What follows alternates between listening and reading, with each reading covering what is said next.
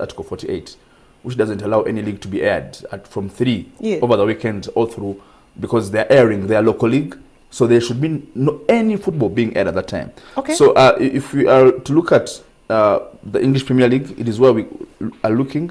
We pick a leaf from there in as far as commercial is concerned, in as far as fan engagement is concerned, in as far as fan experience is concerned, even just drawing our properties of sponsorship.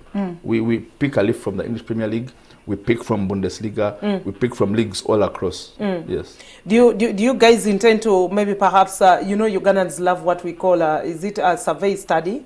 Yes. Maybe see some of you from the Secretariat of UPL, travel to England, meet the board of EPL, maybe go to the German Bundesliga, also meet them, go to the Italy Serie A, do you think you want to do that, or you're just doing research online? Interestingly, I don't know if people know, but we've been doing benchmarking the entire of the season. Last 2 weeks back, we were in Kigali, benchmarking with very big consultants in sports business from all over the world. We are still doing that, so we are going to do that even going forward with different leagues to benchmark and how they're doing it. But it is important to note that all those leagues are very different, even as far as you go to the fan base here. So I think it even goes beyond the benchmarking. In as much as we're going to do that, we are making sure that we find a way of getting the templates they're working with, in as far as fans are concerned, to place them within also our local fans here, to see that we get the fans back to the stadium. Well, getting the fans back to the stadium, are you impressed? Do you think at least the fans are getting back to the stadium? Yes, they are. In Uganda? They are getting back to the stadium.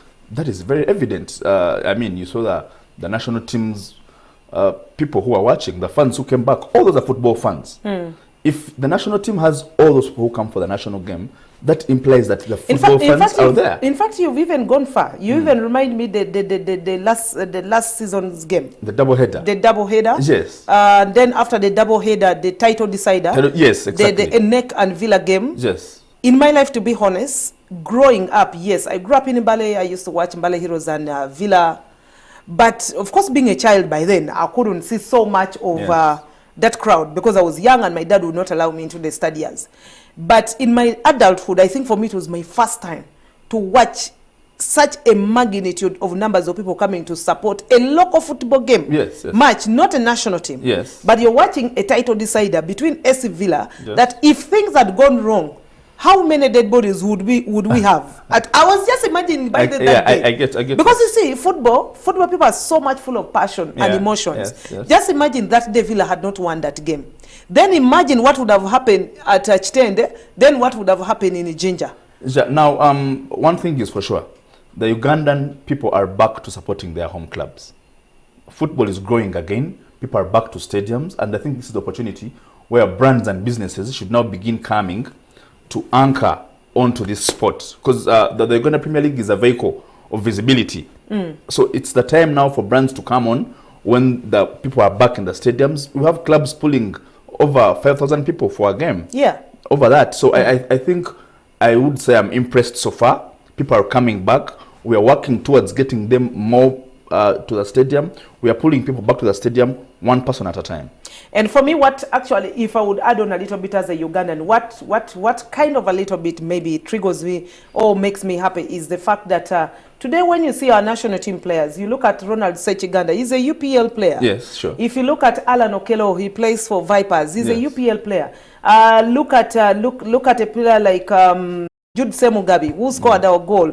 Dennis Omedi, who scored our goal. And Odong Arnold, and the rest of them. Then there is Derek Nsibambi, who came back to KCCA Football Club.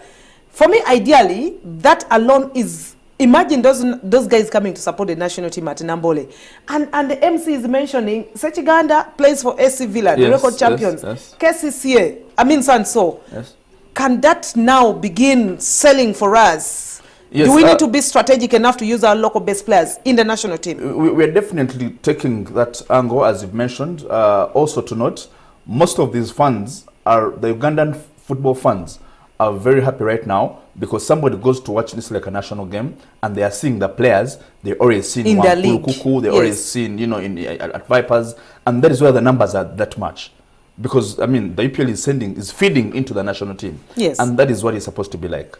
I can't wait to see. I normally give an example of the Ethiopian national team. Yes. The last Africa Cup of Nations, while so many people are supporting the Ghanas, the Ghanaians, the Nigerians, I was behind the Ethiopians. And people didn't know why. Because 99% of the Ethiopian players play in that local league. Oh, you saw some of them against AC Villa here when they came to play against CBE versus AC Villa in the Champions League. Most of them, they were here. And Mia was so happy because I'm like, wow, if a country like Ethiopia can trust their own players in the league to play for the national team, and they went for Africa Cup of Nations, and Uganda did not qualify, but Ethiopia was there. So for me, that's a kudos. But now let's look at the gaps. Where is the gap? Why are we not hitting that